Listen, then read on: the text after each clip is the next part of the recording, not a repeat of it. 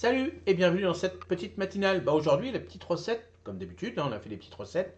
Alors je vais essayer d'en retrouver plein pour faire plein de petits trucs comme ça. C'est faire des petits PDF comme ça. Donc les recettes de paillage maison, donc protection et fertilisation, parce que l'avantage du paillage, c'est que ça donne aussi un peu de nourriture. Et puis, vous voyez, ces petits PDF là, vous les retrouvez. Bon, pour les membres, comme d'habitude, vous allez les retrouver dans l'espace membre, dans l'espace communauté de YouTube. Et pour tous ceux qui ne sont pas encore abonnés, allez-y, comme ça vous avez votre petite fiche, vous les gardez. Et puis vous regardez dans l'espace membre, on est une belle communauté, on s'amuse bien. Et le but du jeu, il est là, c'est qu'on retrouve tous ces petits PDF tout le temps, on les garde et on devient des super pros pour réussir plein de choses, plein de choses. Et le but du jeu, il est là. Et surtout de rentabiliser notre potager et l'ensemble du jardin, même un petit jardin d'agrément, avec un petit bouquet de fleurs. Regardez, un petit bouquet de fleurs, ça vaut 15-20 balles. Et moi, je vous donne des petits conseils que le petit bouquet de fleurs de madame toutes les semaines, vous allez le faire avec des fleurs du jardin. Et je peux vous dire que c'est beaucoup plus agréable. Vous fassiez vous-même votre petit bouquet de fleurs avec vos propres fleurs, feuillages et autres. Et puis vous offrez ça à madame. Et puis dans l'autre sens aussi, il n'y a aucun souci, parce qu'il y a des messieurs qui adorent. Moi, j'adore les bouquets de fleurs. J'aime bien avoir un petit bouquet de fleurs à la maison. Et je peux vous dire que c'est très très intéressant de pouvoir faire son petit bouquet à la maison. Donc aujourd'hui, les ingrédients pour la recette du paillage maison, donc déchets verts, déchets bruns, déchets de cuisine, option compost peu décomposé. Donc c'est la fiche qu'on avait vue au tout début. Donc là, hop, on rajoute à chaque fois tout ce qu'on combine, tout est ensemble. Tout ça, les petits purins, il y a besoin de ci, il y a besoin de purins d'ortie, il y a besoin de ça, besoin de l'ortie, de la consoude, de machin. Vous voyez, tout ça, on a tout ce qu'il faut dans nos jardins, mais il faut savoir les emboîter, faire comme petite construction de Lego. On a tous les Lego d'un seul coup, puis on ne sait plus trop comment on va faire les formes. Et dans le jardin, c'est comme ça qu'on en apprend énormément. Donc déchets verts, tonte de gazon, feuilles vertes. Bon, tombe de gazon, allez, pour tous ceux qui n'ont pas trop de gazon ou qui n'en ont pas, allez voir l'espace vert et vous allez les récolter, il va être super content. Le gars qui est en train de tondre, votre voisin qui en a trop ou pas, ou les espaces verts, il vous en donne. Déchets bruns, feuilles mortes, paille, copeaux de bois, écorce, carton déchiré, tout ça. Déchets de cuisine, épluchures de légumes, marc de café, facultatif. Et puis, optionnel, compost peu décomposé. Donc ça, c'est un excellent paillage aussi. Donc, alors, collecter les matériaux. Rassemble les différents types de matériaux organiques. La paille idéale. Le paillage idéal est un mélange équilibré de matières vertes riches en azote et bruns riches en carbone. Les tontes de gazon, feuilles vertes et épluchures de cuisine apportent de l'azote. Les feuilles mortes, la paille, le carton, les copeaux de bois apportent du carbone et assurent une bonne structure aérée au paillage. Préparation. Coupe ou déchire les matériaux plus gros comme le carton, les branches pour faciliter leur décomposition. Assure-toi que les déchets verts ne soient pas trop humides pour éviter la fermentation. Bien souvent, quand on met du gazon, tout ça, vous avez vu, à un moment donné, ça pue et tout, donc il faut bien mélanger avec la matière sèche, carbone. Donc ça, c'est important.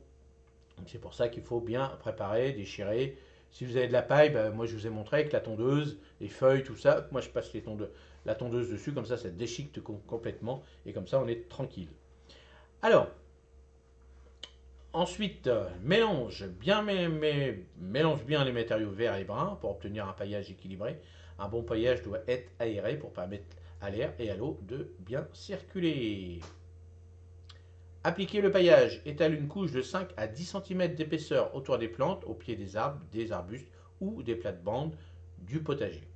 Laisse un peu d'espace autour des tiges pour éviter le contact direct avec les plantes, ce qui pourrait provoquer des maladies dues à l'humidité. Et aussi la maladie, le pourrissement, quand vous mettez du fumier, parce qu'on peut mettre en paillage du fumier directement sur certaines cultures, par exemple, pour donner au printemps un coup de boost. Bien souvent, les fraises, les trucs comme ça, on peut en mettre. Éviter de le mettre bien sûr dessus quand on peut. Quand on peut éviter dessus sur les feuilles, parce que ça brûle énormément. Je parle du fumier. Alors ensuite, utilisation et avantages. Protection contre les mauvaises herbes. Le paillage bloque la lumière du soleil et empêche les mauvaises herbes de pousser. Alors le sol a horreur d'être nu. Toujours, regardez bien les forêts, il y a toujours quelque chose dessus. Vous nettoyez votre sol, peu de temps après, ça pousse. Oui, vous mettez un petit paillage, ça régule, ça évite beaucoup les mauvaises herbes. Et là, on parle de mauvaises herbes.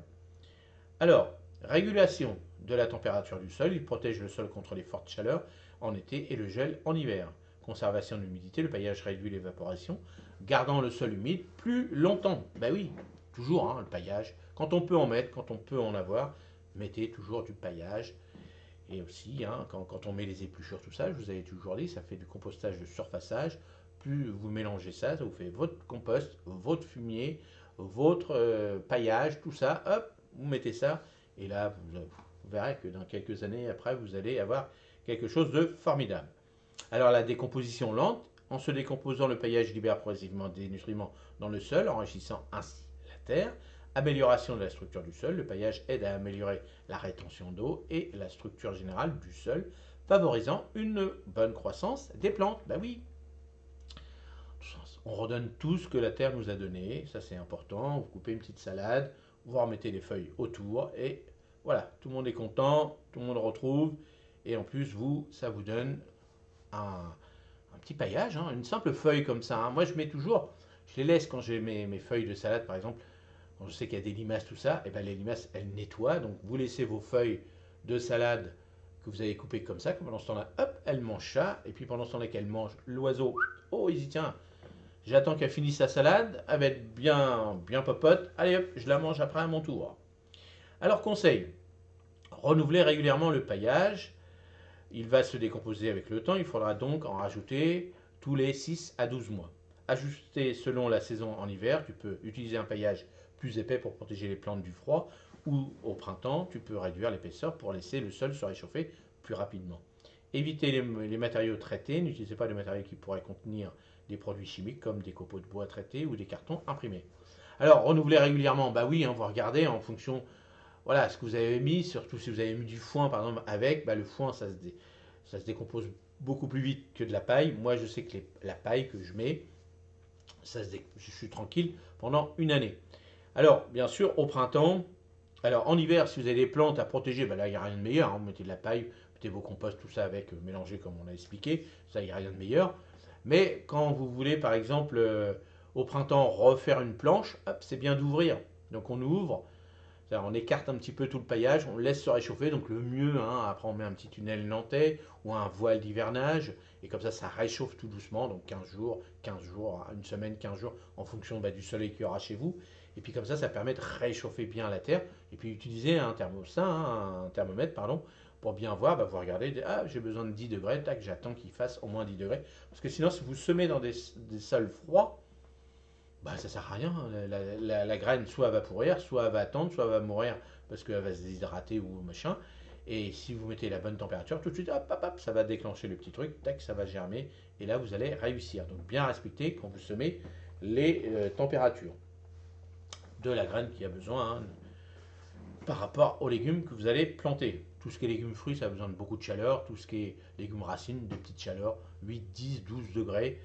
Et puis les légumes fruits, automatiquement, il faut au moins 18, 20 degrés. Donc vous voyez, à l'extérieur, au printemps, dans certaines régions, même dans la mienne, dans beaucoup de régions, on ne les a pas encore. C'est pour ça que je dis toujours la meilleure époque pour planter, pour semer, pour faire le potager, c'est pas facile, mais pour tout le reste de l'ensemble du jardin, la meilleure époque pour faire quelque chose dans votre jardin, c'est l'automne. Les terres sont chaudes. Avant l'hiver, ça va s'installer. Après, donc alors bien sûr, hein, éviter les matériaux non traités, bon ça on le sait, hein, c'est logique, vous n'allez pas mettre de la cochonnerie dans un potager où vous n'avez pas besoin. Si on fait un truc naturel, autant continuer, c'est mieux le but du jeu.